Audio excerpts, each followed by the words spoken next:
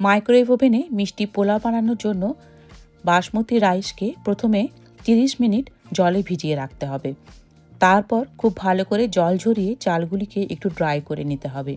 এবার একটি microwave shape বাটিতে 1 চামচ ঘি দিয়ে তাকে 1 মিনিট মাইক্রোওয়েভ করে নিয়ে এর মধ্যে গরম মশলা আর কাজু বাদাম দিয়ে বেশ ভালো করে মিশিয়ে নিয়ে আবারও 30 সেকেন্ড মাইক্রো করে নিয়ে এর মধ্যে স্বাদমতো লবণ আর কিশমিশগুলো দিয়ে একটু নাড়াচাড়া করে জল ঝরিয়ে রাখা চালগুলি দিয়ে সব কিছু আবারও ভালো করে মিশিয়ে নিয়ে যে কাপের মাপে চাল নিয়েছিলাম সেই কাপেরই মাপে ডবল জল দিতে হবে। মানে 2 কাপ চাল নিলে 4 কাপ জল দিতে হবে। চামচ দিয়ে সব কিছু ভালো করে মিশিয়ে নিয়ে বাটিটিকে আমি প্রথমে 10 মিনিটের জন্য মাইক্রোওয়েভ করে নিচ্ছি। 10 মিনিট পর একবার বের করে এর মধ্যে আমি স্বাদমতো সুগার মিশিয়ে নিয়ে আবারও 8 মিনিটের জন্য মাইক্রোওয়েভ করে নিচ্ছি।